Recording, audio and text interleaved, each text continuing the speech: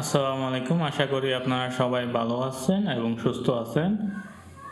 Market আজকে ৫,৫৫৩তে আছে, যেটা আপনার ৮৫.২৩ পজিটিভ মুভমেন্ট দিয়েছে।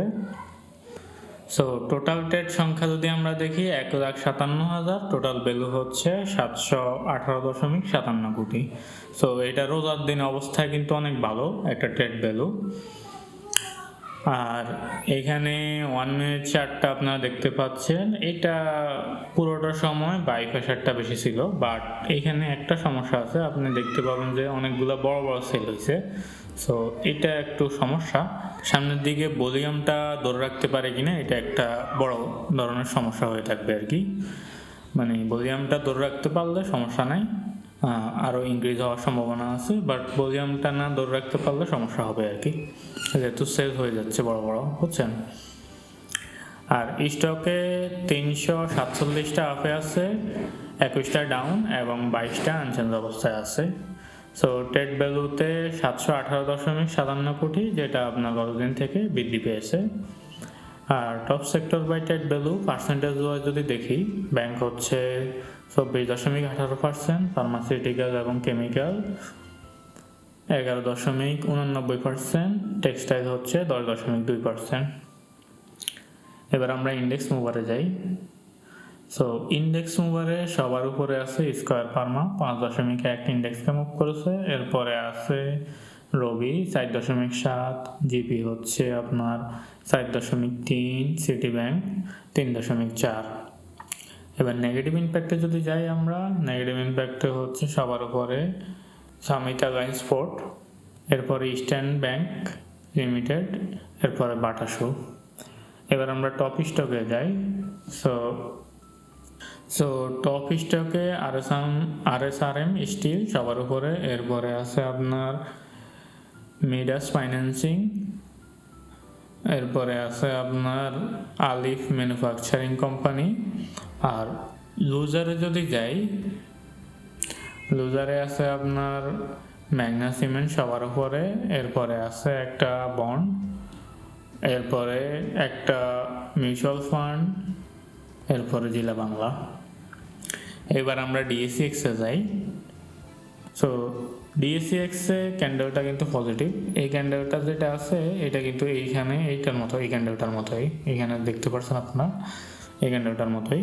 সো এটা পজিটিভ, সাথে যে ভলিউমটা আছে এটা পজিটিভ। আর আরএসআই ৭২.৬৪, সো আরও উপরে যাওয়ার পসিবিলিটি আছে। আগের বার ৮৬-৮৭ পর্যন্ত গেছিল, এইখানে মনে হয় কত ৮৬ কাছাকাছি পর্যন্ত গেছিল। তো অতটুকু পর্যন্ত আপনি একটা হিসাবে রাখতে পারেন আরএসআই যাবে। আর এখানে হিস্টোগ্রাম আজকে আগের মতো কমে নাই, বাট হালকা কমেছে। সো আরও একদিন পজিটিভ থাকা লাগবে হিস্টোগ্রামটা পজিটিভ আসার জন্য। সো এখন কয়েকটা ব্যাপার হচ্ছে, আজকে কি সবার লাভ হয়েছে, আপনারই শুধু লস হয়েছে?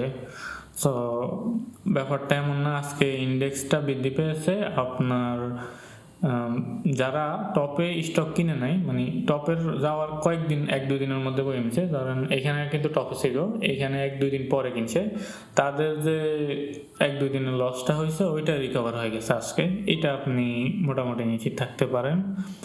আর লাভ মোটামুটি আজকে কারোই হয় নাই। সো আপনি জিজ্ঞেস করতে পারেন যে লাভ কাদের হয়েছে, আজকে মিনিমাম একটা লোকদের লাভ হয়েছে যারা হচ্ছে আপনার এই লাস্ট ২ দিনের মধ্যে কিনছে, গতকালকে বা এর আগের দিন মার্কেট চলাকালীন সময়ে। সো এই দুইটা লোকেরই লাভ হয়েছে মোটামুটি টাইপের। আর এর আগে যারা কিনছে ওদের খুব একটা লাভ হয়নি, ওদের লসগুলো শুধু কভার হয়েছে। যদি আপনার ভালো স্টক থাকে, কম বেশি যেটা লস হয়েছে ওইটা কভার হয়ে গেছে। আরও একদিন পজিটিভ থাকলে আপনি মোটামুটি টাইপের একটা পার্সেন্টেজ হয় ১-২% লাভ করতে পারেন। এবার সেকেন্ড কোশ্চেন হতে পারে যে মার্কেট কি সামনে এইভাবে যাবে? সো অ্যান্সারটা হচ্ছে মার্কেটে মোটামুটি সব টাইপের ইন্ডিকেটরই পজিটিভ দেখাচ্ছে। 1 মিনিট চার্টের মধ্যে কিছু বড় বড় সেল আছে, এটা একটা নেগেটিভ পয়েন্ট। আর মোটামুটি বাকি সবগুলা ইন্ডিকেটরই পজিটিভ দেখাচ্ছে। সো আমরা আশা করতে পারি মার্কেট পজিটিভ হবে, যদি না কোনো খারাপ নিউজ আছে বা কোনো সমস্যা হয়। একটা জিনিস যেটা মনে করিয়ে দিই, আপনার কোনো বড় আপনার মার্কেট টান দেওয়ার পরে পরের দিন সামান্য একটু নেগেটিভ হয়, সো এই ব্যাপারে একটু সতর্ক থাকবেন। তো না হলে তো ভালো, বাট হলে আপনি একটু সতর্ক থাকবেন। এরপরে আবার জাম দেওয়ার সম্ভাবনা আছে পজিটিভ দিকে। সো আশা করি আপনি আমার কথা বুঝতে পারছেন। আজ এই পর্যন্তই। ধন্যবাদ সবাইকে। আসসালামু আলাইকুম।